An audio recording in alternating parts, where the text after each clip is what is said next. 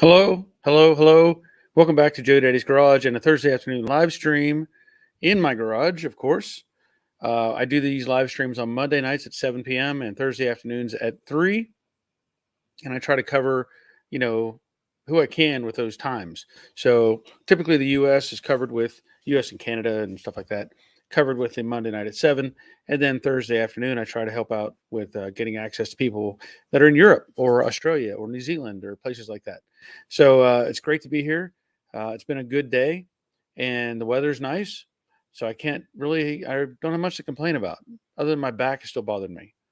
Some, some, but it's not as bad as it was, thankfully. So let me see. Oh, I've got had a little spider web going across my lens there. Anyway, so I'm glad you're here. A few things we'll talk about today, different things, but right now, I just want to acknowledge who is here already and see who's in the chat box. This whole process, if we do this normally, the way this works is we talk about cars and maybe movies and maybe food and who knows, maybe it could be a variety of things, but we try to focus on cars. So if you have a question about a classic car, Mustang, Camaro, Mopar, Plymouth, whatever, try, go ahead and ask it. And if we can answer it for you, we will. And if I can't give a good answer, usually there's somebody in that box over there that can. And good answers get a bell. Wait, let me show that again. Get a bell. Sometimes my bell is a little fussy and I have to mess with it. So anyway, if you are here, also go ahead and hit that like button. The more likes it sees on YouTube, the more likely somebody else is going to come and see and watch and hang out and see what we're doing here. So anyway, right off the bat, we have Leonard checking in. Afternoon, how are things going? I think they're going pretty good right now, Leonard. Thank you. Troy Justit, good afternoon, Barry and gang. It's good to be with you. I'm glad you're here, Troy. Rick Stevenson checking in. Howdy, y'all. Nandu, good afternoon, everyone. Jerry checking in from the Money Pit in Middle Tennessee. Glad you're here, Jerry. I did watch your video you made on the ePass, Jerry. I left a comment on that. So if you haven't seen that, I think his YouTube channel is Jerry's Garage, the Money Pit as well. Jerry is installing the ePass system in his 65. I think it's 65 coupe. So he was going over the process of doing that and some good information there. Phil, MIM checking in from Northern California. Hi, all. Glad you're here. Boogie Bum from Nashville. Kim Kiranicki, greetings from Cornwall, England. Glad you're here, mate. That wasn't very good. 2732 Hill. Hi, glad you're here. And I'll probably just refer to you as 27. So just so you know. Terry, Barry, boss says I need to mow the yard. See you Monday night. Terry. Okay, I understand that. But I'm glad you checked in anyway, Terry. Rick Gain, hi all. Hope everyone is well. Glad you're here, Rick. And Dustin Spivey checking in. Hey, yo. Glad you're here, Dustin. I talked about it on Monday. I did a late show on Monday. Probably the first in a long time that I had to start late. Normally I run at 7 o'clock and I started at 8. And, it just happened that way. But I was able to talk about some things that I've had on my mind all weekend, this past weekend. And even this week, there's still more on my mind about the process of how I can make YouTube work better, or what I need to change, or what I need to improve, or different things like that to get more viewers and, get more revenue. That's really the main thing, the driving force right now is revenue. So, and I've got my little stress button here, dome light switch. But anyway, I've been looking at different things and what can be done and what I could change. And one thing that I will point out, and there goes my Wi-Fi thing. So hang in there. If I get fuzzy, just hang in there. It usually corrects itself. But one thing I will point out, I was looking at YouTube memberships, and I'm still not. I'm still on the fence about that. I haven't committed to memberships or not. I've had a lot of people respond and say, "Yeah, I would do a membership," which is great, But then there's also some variables in there. And then I looked at the idea of how I post my videos on Patreon. And ideally, I want people to go to Patreon. So, if you're interested, there's a link in the description under this video. and I want people to sign up for Patreon. I've had 4 people join this past week.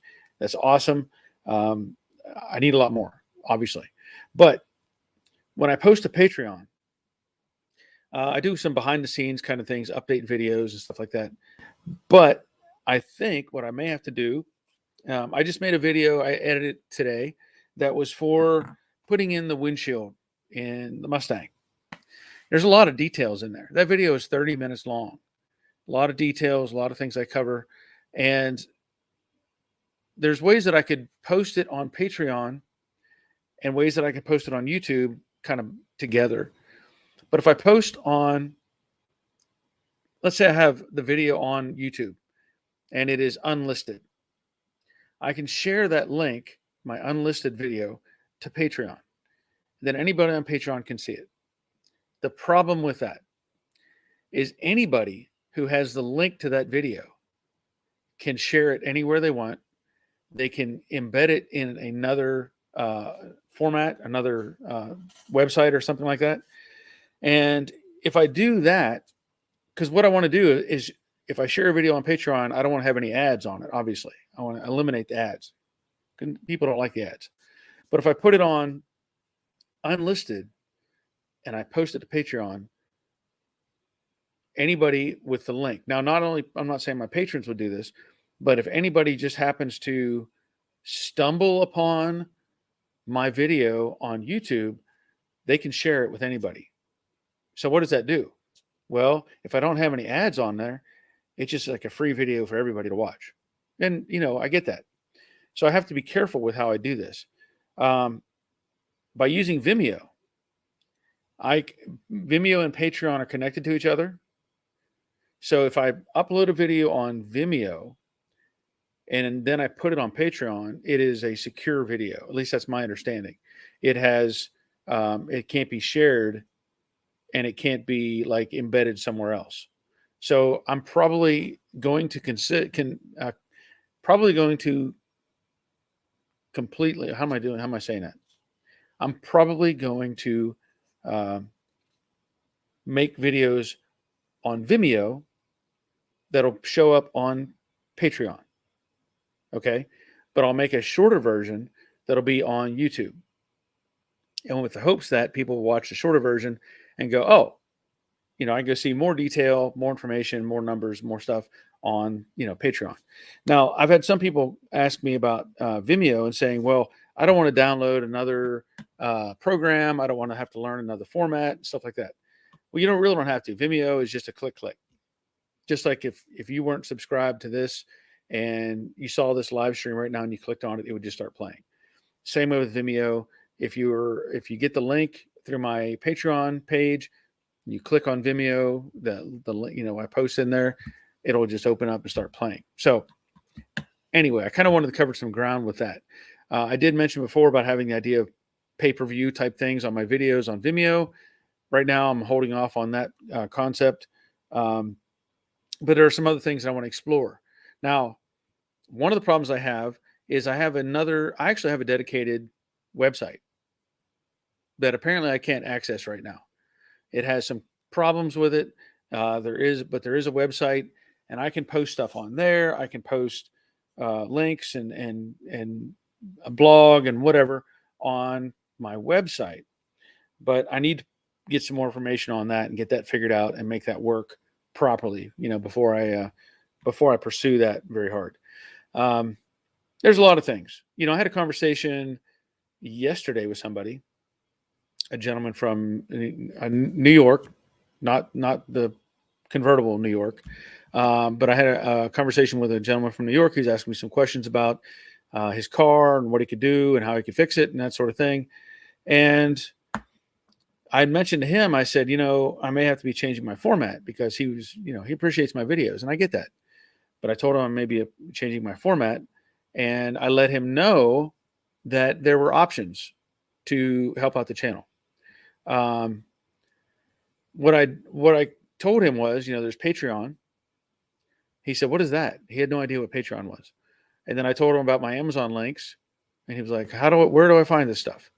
And so I actually talked to him on the phone, and we got in there and showed him where those things are. And that may be part of the problem too, is I'm not being proactive enough in pushing these things and saying, hey, look, here's something you can look at, and I had somebody mention one time that I should do a how-to style video, using my editing software, and say, look, this is how you can use Patreon. This is how you can use Amazon, different things like that. So, I'm not super tech savvy, as you know. Everybody knows I'm a welder. I'm a builder. I'm a fabricator. Occasional painter. But that is my thing. This is really not my thing. So let me see who else is here. Fly Poo has shown up. I'm glad you're here. Neil, greetings, Barry. Glad you're here, Neil. Brian B. Hi, Barry. And all late, but I'm here. Hope you all are well. Yes. So far, so good. Robert, I can have the better half set up a Discord server for you as well. Yeah, I actually tried to figure out Discord. I was like lost. I tried to do something with Discord, and I was like, I don't understand this at all. It just didn't make any sense to me. So I think I deleted whatever I had and left, because it's just, I don't know. Again, I'm not the tech savvy person. I use these tools on these things for the most part. Rusty Rods, hi Barry, glad you're here. Okay, well, we're getting, we've got some good. 32 people. That's pretty good for Thursday. Normally, on Mondays we average 50 or so, and it's good to have have everybody come in, and be here. Let's see, Mason Fox. Hey, Joe Daddy's Garage. Wanted to ask you, do you have any neon beer signs in your shop? I've got a neon beer sign in my room. No, I do not. I actually try to find one, because if I do get one, my preferred neon sign would be Yingling. Just saying. But I don't have any in here. Sorry. Robert, I'll have her set something up and send you a link. Well, that's fine. I didn't understand what I was doing with it. I didn't understand how to use it.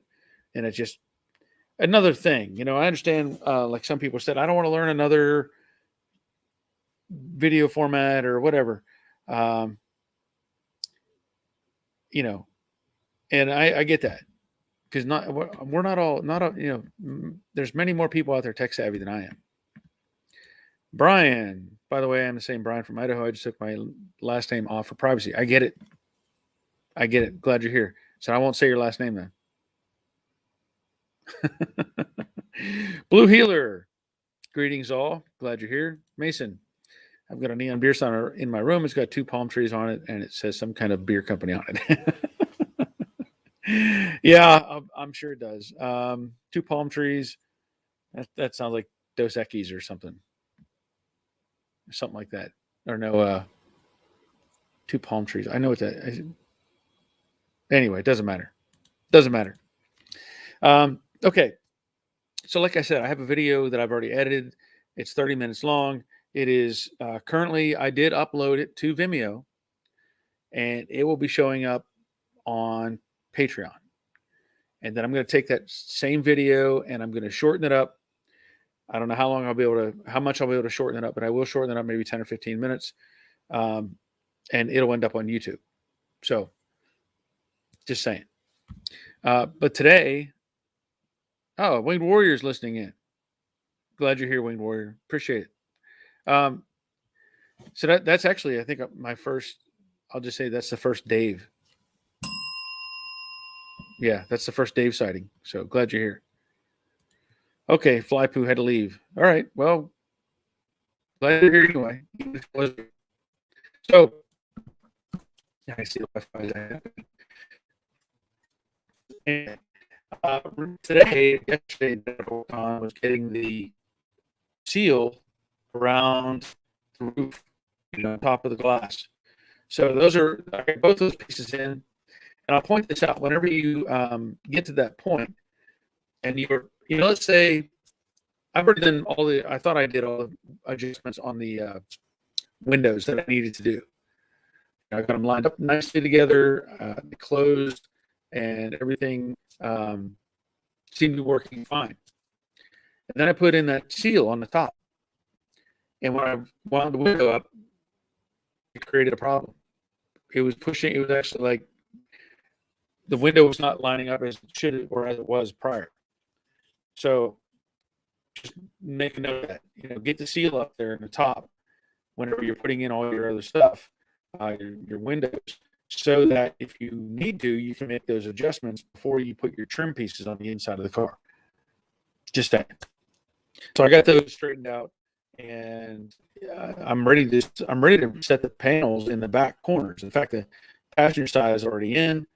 I have the rear carpet in place. So what I hope to have soon is the back seat in place.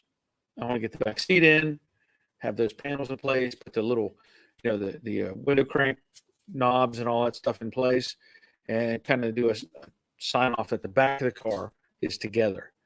That'll be a big step. Now I still have to get the front section of the carpet in. I had commented before about the carpet, how like I don't have my dimmer switch mounted, because when I replaced that floor pan many years ago, I did not keep a witness or measure where the dimmer switch was mounted. So I had hoped that the carpet had a hole in it to where I could locate the dimmer switch. Well, apparently it doesn't. What these carpets come with, just so you know, is this little plastic ring. Has a little flange on it. The idea is, you cut a hole wherever it needs to be and slip this through. You make the hole smaller so it goes behind the flange, and this snaps up under, into the hole, and that's where your dimmer switch is. So, it's not going to be that hard to do. I may even look at the other car and see where the dimmer switch is in that car. It doesn't really matter. I could put it anywhere I need to, but that just, that's where it's going to go. I just need to check on it. Karsten, good evening, everyone. Glad you're here from Denmark. Mason Neon Sign says Matilda Bay cooler. Okay, well, all right. Dustin, yeah, I had to cut for my switch too. Yes. Well, I've seen other carpets, and I don't know if it was for other brands or, when we used to do cars at the body shop, we'd put in new carpet occasionally, and they had they had already had the hole located. This was already in there. But and maybe that's just probably easier for them to say, do it yourself. They don't have to pay somebody 30 cents an hour, whatever it is, to get that ring in place. And it could be in the wrong spot. Those switches could be, you look at what they've done with these cars and how they're assembled. Well, we all know that switch could be an inch off. It could be all over the place based on whoever put it in. So it makes sense to leave it loose and do it on your own. Marshall, howdy folks. Barry, I'm looking forward to your windshield install video, waiting on the glue to finish up my headliner right now and then onto the glass. I'm sure your video will be helpful as always. Yes. Oh yeah. Yeah, there's some good information. Yeah. And I said, it's already uploaded on Vimeo. It'll show up on Patreon tomorrow. And then the shorter version will be on YouTube, but there still will be information on both. Robert, that grommet looks much bigger than the switch. Well, yeah, it's probably a little big, but it's the only one that came in the box. So it's all I have to work with. And I'm going to guesstimate, because I know my thumb is an inch wide.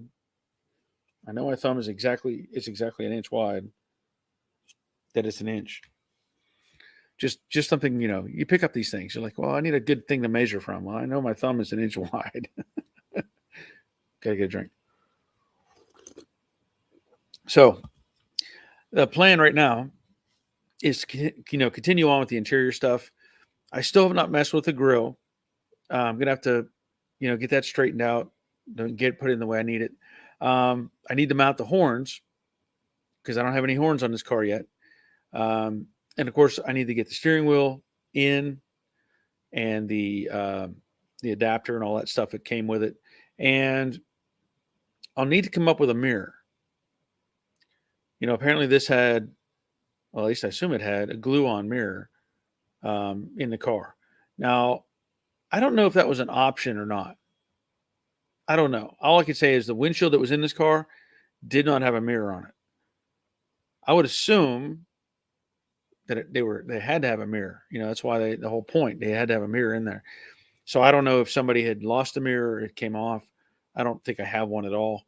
But you can buy a generic, mirror. It doesn't have to be exactly the same.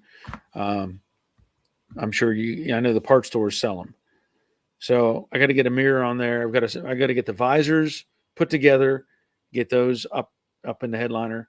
The other thing I'm missing, I think I have one windshield wiper arm, and I'm pretty sure that I ordered a pair of those from Kentucky Mustang.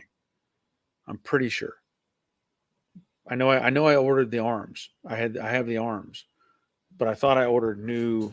The wiper blades. I ordered new blades, but I thought I ordered new arms as well. But they're not here, so it's not that big a deal at this point. Other than that, the checklist is getting shorter.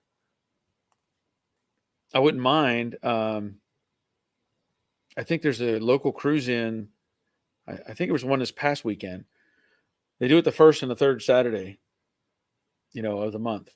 Now, the biggest problem I have at this point is I don't have the alignment done on this car. So if I take it somewhere, I'm gonna have to, I don't know if I'll be able to get it done before then or not. But if I try to take it there, I may have to just kind of do a tape measure alignment on it, get it close, and because the place that I go to is only literally 4 miles up the road, so it's not that critical. Troy, I'm happy that long-awaited parts are slowly trickling in, just not in the order I need them. Still happy though. Yes, yeah, I haven't ordered anything in quite some time. I know that. A couple things I did order, I don't need. I double ordered some stuff, so I think I talked about it before. I have these this pair of sill plates, scuff plate. And this fits 64 to 68, but these are stainless steel. Ordered those from Kentucky Mustang, and I don't need them because I ordered 2 pair apparently. I also ordered the spoiler, chin spoiler or whatever from CJ Pony for this car. I don't know what they use for a mold design, but it's not close. I've seen them on cars. I like the way it looks on cars, but I really don't know what people are doing to make these things fit. I'm usually pretty good about modifying stuff and making it work, but man, this thing is not even close, and it's probably going to require a heat gun, getting and reshaping it, but I don't know if I want to mess with it. Warrior, for your information on Model A's, if you arch grind new brake pads to match the drum diameter, add a self-centering kit so both pads apply pressure in forward reverse. Make sure all clevis joints are tight. She locks them up. Okay. I mean, that's good information. Arch grind new brake pads to match the drum diameter. Yeah, okay. Robert, there's a small chance I may buy another 66 shell, so I might want those plates. Yeah, and these, I haven't, I thought about sending them back, but I have them. They're in a box. They're not going to hurt. Just sit here. They're stainless. So I'll probably just put them up in a rafter somewhere and keep them. And Windward said, I saw your video about your Model A. Yes. Yeah, I think there's 3 videos on a Model A, I think. I know there's 2 rebuild. There's rebuild process. There's 2 videos on that. And then there's another one where I kind of do, I think, just an overview of function, like what this switch does and what that switch does and how you start it and stuff like that. The Model A's are neat because, like I said, they're just glorified tractors. That's all they really are. But the Model T, I've actually ridden in a Model T. That's a different animal. I don't know what they were thinking with. I mean, I guess it makes sense if you grew up with the function of the Model T, because there's like 3 pedals on the floor, and I don't know. I don't even know. I don't remember. It wasn't like a clutch system like we have in the Model A or a modern vehicle. It was. I mean, I'm sure there's some sort of clutch, but it would look really complicated. Like you could jump in a Model A if you've ever driven a 4-speed, 3-speed, whatever, any kind of manual. And even if you didn't, you could probably get the Model A moving because the low gear and the way it's set up, it's pretty simple. I mean, you can almost start it in gear and drive away with it. But the Model T, no, don't bother. You're just not going to get there. Not going to happen. So, other things going on. I mentioned, I don't know if I mentioned it or not. I think I mentioned it in my shop update video that I post on Patreon. The motorcycle gas tank. I painted that gas tank, and you know me, I wasn't 100% happy with it.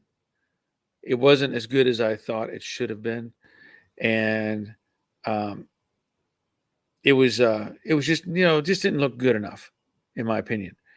So what I did, I talked to March Indy about it, and I took 600 grit and I sanded the whole tank, just sanded the clear coat, and then I did a flow coat. I should have filmed all this. I didn't even think about it. I was just like, I want to take care of this and get it done. So I did what they call a flow coat, and that is really just another coat of clear that's on top of the other clear after you've smoothed out all the ripples and stuff. Great idea. It worked. I mean, it worked fantastic. However, because I kind of was experimenting in the process, because I'd never done that before, and I took the tank. When I sprayed it the first time, I had it sitting on a bench, and this time I hung it straight up so that it would get less dirt in it. If I could eliminate some of the dirt. So I sprayed it, and I probably, because of that, and the parameters were a little different than I normally do, I got some runs in it. So, the goal was to not have to buff the thing. That was the goal. So what did that mean? I got runs. That means I got out the razor blade and I scraped down all the runs, sanded them out with wet, 1,000, 1,500, 2,000, 2,500, 3,000, and 5,000 grit wet sanding dipper, and then buffed it. And now it looks fantastic. It does. It looks really good. I just posted some pictures on Instagram. It looks fantastic. Hey, hold that thought for 1 second.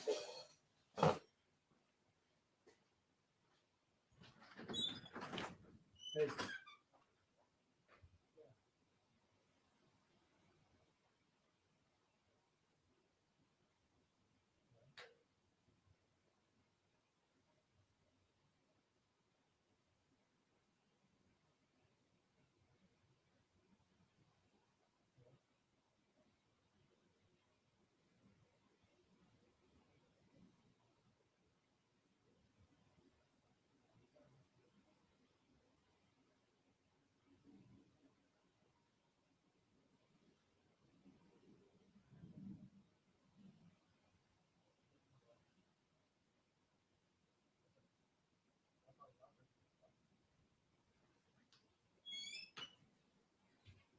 Sorry. When your son calls you and you're on live stream, more than likely I need to take that call. So I took that call. He's trying to get he's got some issues going on with his car, trying to get it registered. I didn't know what it was, but if my family calls, I'm going to answer that phone. Okay. So anyway, I'm back. Let's see what we got to have going on. Robert, at the Henry Ford Museum, they have a few dozen Model Ts running all day long to ride, and they do not look easy to drive. No, they're really, it's really pretty confusing. Brian, it drives me nuts watching these young bucks on YouTube starting in first gear in 60s and 70s granny low 4-speed trucks. Yeah. I mean, they don't understand it. They don't understand why that's there. And I actually had a granny low 4-speed in my my 72 Chevy pickup. I put that in. It was out of a 56 or 57, maybe in a 55 Chevy pickup.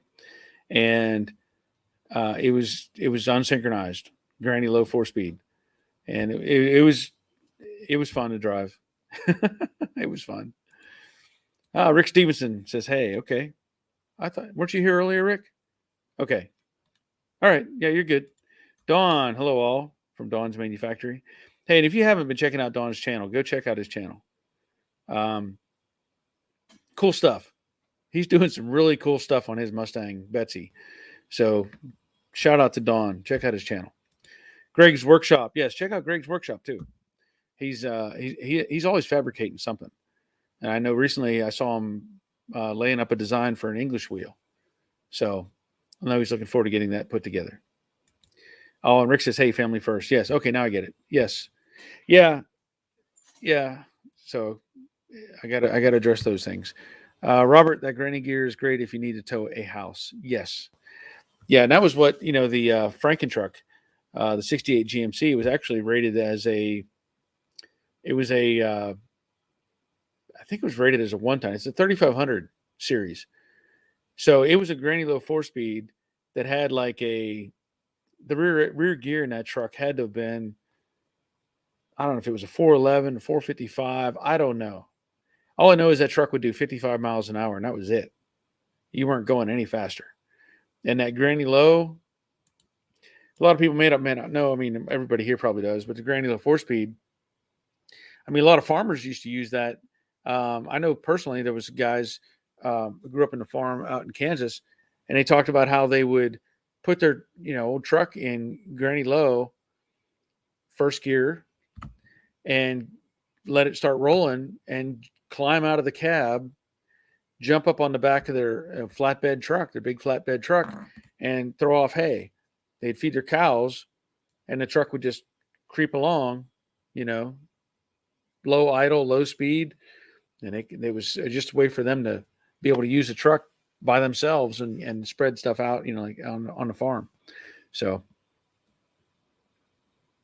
Leonard, I sent out a message on the Trina website about latch pillar seals and found someone who makes them from a 3D printer. That's awesome. Wait. That's pretty awesome. Latch pillar seals. Now, I wonder if that's when I think 3D printer, obviously I think rigid plastic. I'm assuming those are, I don't know if those are rigid plastic. I don't know. But that's what my mind defaults to is a rigid plastic material. So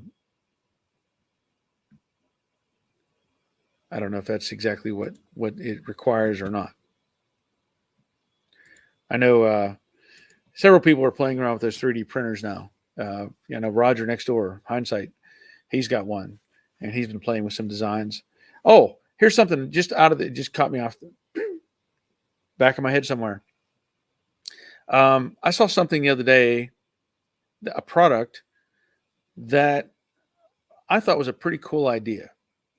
Now, it was on a video, and this has nothing to do with cars necessarily, but it could help you with storage or there are a variety of things. But anyway, and I have to see if I still have the link. The product was this kit that you could build. Let's see, Maker Pipe. You ever heard of Maker Pipe? Anyone? Probably not. Basically, it was a product that you could take conduit and build like a this guy was using it to build uh, a little storage shed over his lawn tools and stuff. And it basically, this kit gives you, if I could blow the picture up, it gives you all kinds of fittings that go onto a conduit. Um, and the only reason I just saw it pop up and I thought, well, that's kind of cool. But let me see if I can show you this picture. Anyway, it has different pieces that you can strap around conduit. You can make a T, a variety of different things. But here's what I just thought about this. I had done some videos before on my other channel, on the workshop channel, about I put in some trees and tried to plant some different things out in the yard, show some different stuff around the yard. Well, I made a cage around my blueberry bushes out of 1/2 inch PVC. And I used all the fittings, glued it all together, and then I put netting over it, and it worked. And the other day, I went to move it. I went to roll it off of the blueberry bushes so I could mow around it, and one of the pieces of PVC broke. So I was like, man, I don't want to have to replace, try to incorporate new PVC. And sure enough, this thing popped up. And I thought, well, why not? I could make it out of conduit. Conduit's pretty cheap. So I'm like, now my gears are turning. Can I make another cage around my blueberry bushes? I've had some deer eat my hazelnuts, the hazelnut tree. They eat the leaves off of it. And I thought, well, maybe I should do that. I could, buy some conduit and make it happen. So anyway, kind of trivial, but just something for you to think about. This company also, they sell, if you were to, what do they call it? There's a maker pipe kit where they'll give you a scale model, like pieces of plastic, like straws, and these little 3D printed pieces that you can actually fabricate your own little design, so you know what you need. There's all kinds of neat things they've done on it.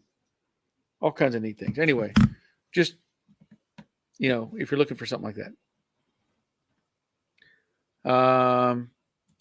Yeah, Robert says, yep, pretty cool kit. Yeah.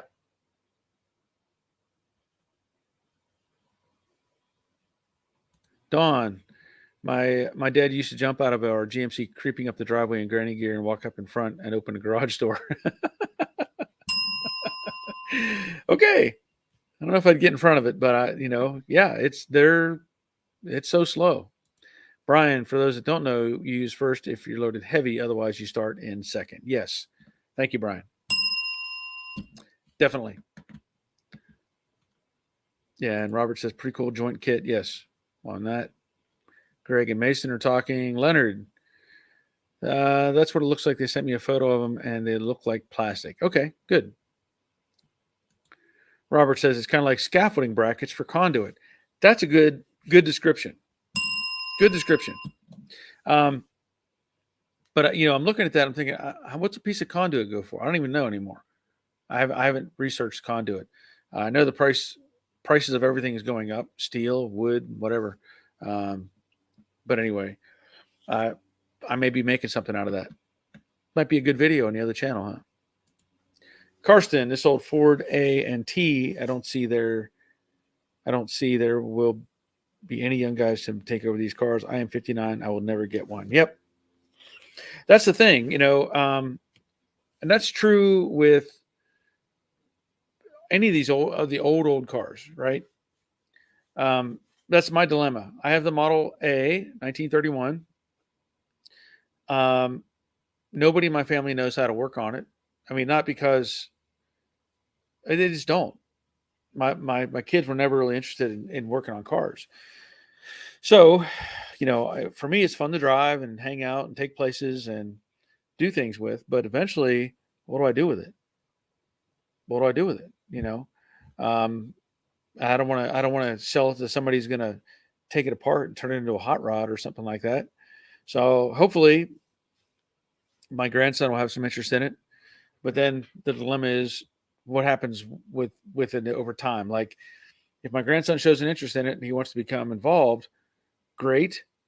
But then what? Eventually I'm going to be gone. He's got to have a place to put it. There's a lot of things that add up. A lot of things to add up. Robert, half inch is $2 to $3 for the conduit. Okay, Leonard, they're once you know how to drive them, they're a blast. Okay, yeah, they are. They're fun to drive. You have to be a lot more attentive. Pay a lot more attention when you're driving a Model A or T, any of those. Yeah, because you have to plan when you're going to stop. You have to plan when you're going to pull away. Make a turn. There's a lot more planning involved. Robert says $6 retail though. Oh, for that conduit? Is that a 10-foot stick? Because even at that, it's cheaper than a 2x4, right? Cheaper than a 2x4. Plus, it's you throw some paint on it. Should last a while. So I'm really thinking about getting some of those and trying to protect some of the plants and stuff I have outside the house because the deer just come around and destroy everything. Leonard, just give yourself stopping distance. Yes. Well, the difficulty with that, I agree 100%. The difficulty with that is people take advantage of the fact that you're driving an old car that can't go fast and can't stop fast. And so they will pull out in front of you, or like take your space. You've got a buffer space going and all of a sudden they're pulled in. So just kind of difficult. Robert, 2x4s are $350 retail now. Wow. Okay, so the bubble burst, I guess. Boogie Bum 2x4s are now under $4. That's good, but I think I would still rather build these out of conduit. If I was going to build a cage around like my blueberry bushes or something, I think I'd rather build them out of that conduit because it's just feels more solid, overall. Just the way I look at it. But I haven't checked on any of the wood prices recently. Haven't had reason to, but I'm assuming the bubble has burst. I don't know. I can only hope. Robert, Steelers lighter and stronger and would look better. Yes. Yeah, it would. Because that's what I have now is that PVC that I use all the T's and connections and everything, but it's starting to come apart, and that's just not fun. Winged Warrior, first car I had my daughter's drive was 30 Model A when they were 10 years old. They loved it. Easy way to learn to drive stick with the gearing. Yeah, that is true. That is true. Yeah. Anybody can pull out in a Model A. They should be able to. Leonard, I've literally been yelled at to get it off the road. Okay. Yeah. Yeah. I haven't had anybody yell at me in the Model A yet. That's a good thing. Dawn, conduit. You can electrify it. That's a good point, Dawn. That is a good point. Speaking of that, I saw a funny video. These people were driving down the road and they saw horses next to this fence. And this woman says, "Oh, stop the car." And she gets out. She wants to go see the horses. And so it's like a woman and these two guys. And the woman starts heading towards the fence. And the guy's filming. He's filming her. And the one guy says to the other, says, "Are you going to tell her that's an electric fence?" And he's like, "Oh, heck no. No way." She ran down to those horses, reached out, got her arm or something on the fence, started jumping and screaming and hollering. The horses took off running. So the guy looks at her and says, "What are you doing scaring those horses?" I thought it was pretty funny. Dave, by the first of next year, they anticipate the price on lumber will be back to where they were before. Okay. That's a good thing. At least At least in the States, that is. Okay. Yeah, that makes sense. I mean, I hope so. I've heard that, the price. I know a friend who does a lot of steel work. He does a lot of fabrication. He builds handrails and all kinds of things for businesses and stuff. And he was telling me the price has gone crazy on steel, and I believe him. I believe him. I thought I heard somebody. I don't know what the steel goes for per ton or anymore, but you know, it's it is pretty crazy. Especially since most of it's not made here in the U.S. Right?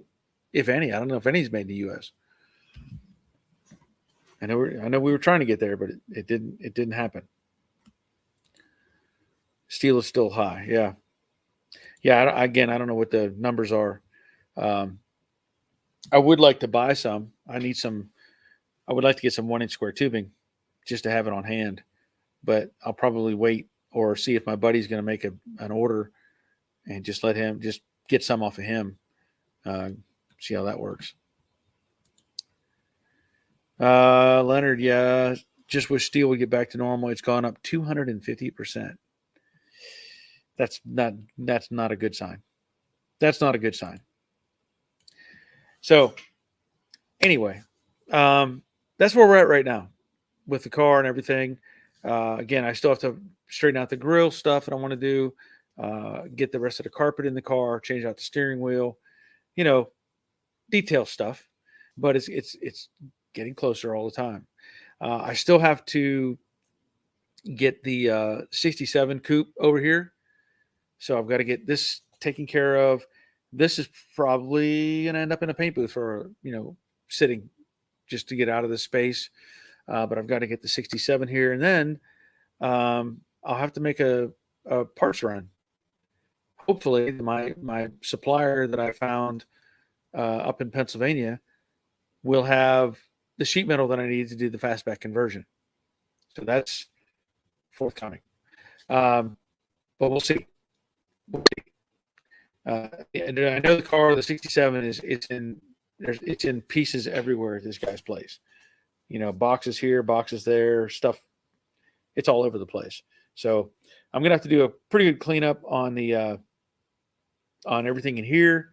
Get all these extra pieces and parts in my storage shed, and then try to get the other get the other car over here. Brian, an old couple went to buy 2x4s. The woman went in and asked for them. How long do you want them? The clerk asked. The woman said, "Oh, we're going to need them a long time. We were building a house."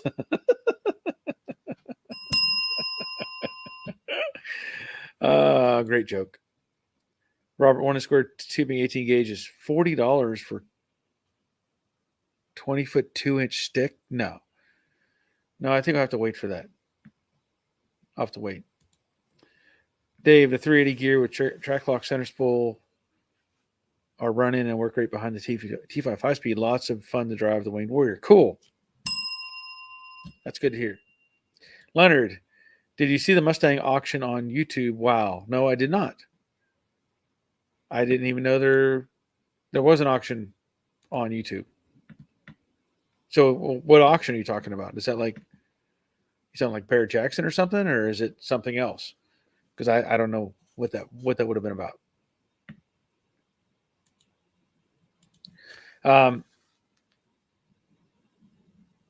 Otherwise, like I said, gonna get the 67 in here. The motorcycle is still here, but it's done. I did move it out of the garage, freed up some space. It's up in my house garage, and so it'll be going shortly back to the owner, and he can finish doing all the fine tuning and putting it together. And maybe after that, we can see what it looks like with a seat on it and all that stuff. But I think it'll look pretty sharp. I know it'll look sharp. I know it will. Anyway, I'm probably gonna end up calling it a day. We've been on here 50 minutes. Still got 35 people watching, which is great. But I have some things to do, as we all do. And let me see where we're at. We've gotten, yeah.